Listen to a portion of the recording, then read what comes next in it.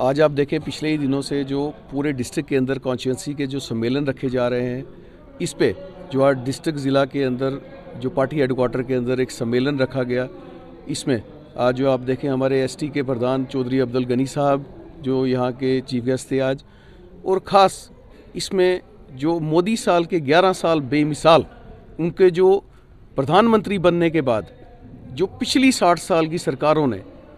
क्या किया और 11 साल के अंदर जो हमारे देश के प्रधानमंत्री नरेंद्र भाई मोदी जी के कार्यकाल में जो उपलब्धियां हमारे देश भर में और ख़ास जम्मू कश्मीर में हुई, उसकी बात की गई। और आज ख़ास में जो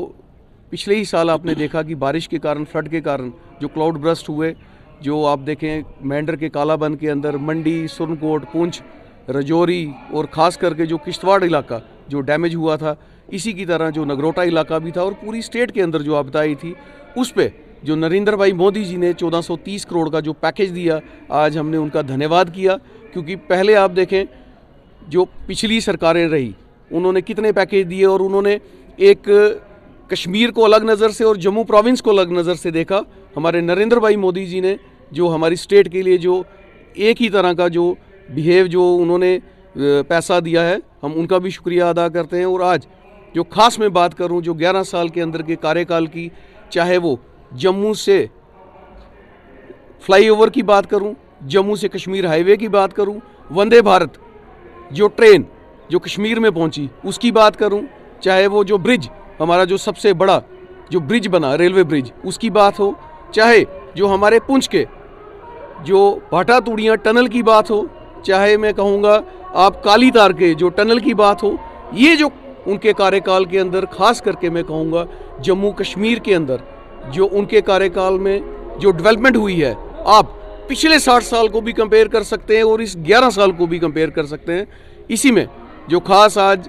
जो सम्मेलन रखा गया, उनके कार्यकाल में जितना भी जो काम हुआ है उस पर बातचीत की गई और आने वाले वक्त में हमारा देश विकसित भारत कैसे बन पाए उस पर भी चर्चा की गई। और मैं यकीन से कहता हूँ नरेंद्र भाई मोदी जी के नेतृत्व में मानिए हमारा देश वो दिन दूर नहीं जब विकसित भारत होगा। और ख़ास आज मैं मीडिया के भाइयों का भी शुक्रिया अदा करता हूं कि जो हमारी बात जनता जनार्दन तक पहुंचाते हैं। और मैं इस मीडिया के वसादत से हमारे देश के प्रधानमंत्री नरेंद्र भाई मोदी जी से और गृह मंत्री अमित शाह जी और जेपी नड्डा जी जो हमारे हेल्थ के मंत्री हैं सेंटर के, उनसे ये ज़रूर अपील करूँगा क्योंकि हमारा जो ये बॉर्डर का इलाका है, इसको बहुत एक ज़रूरत है गवर्नमेंट मेडिकल कॉलेज की। ये आपसे मेरी डिस्ट्रिक्ट पुंछ की तरफ से बहुत एक परजोर अपील रहेगी, जब भी हमारी स्टेट में अगर कोई मेडिकल कॉलेज आता है उसको पहले पुंछ को दिया जाए। क्योंकि आपने पिछले ही दिनों जब एक सिंदूर ऑपरेशन हुआ उसके अंदर हम पुंछ वासियों को, पूरे डिस्ट्रिक्ट वासियों को एक जो दिक्कत आई वो मेडिकल के कारण आई, तो वो तभी ये दूर हो सकती है कि जब पुंछ वासियों को एक मेडिकल कॉलेज दिया जाए। साथ ही में यहाँ पे आपने पिछले ही दिनों देखा होगा कि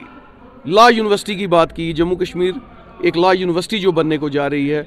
मेरी इस मौजूदा सरकार से, उमर अब्दुल्ला सरकार से और हमारे जो ऑनरेबल एमएलए जो यहाँ राजौरी पुंछ के जीते हुए हैं, और ख़ास में अपने पुंछ के एमएलओ से भी ये ज़रूर अपील करूँगा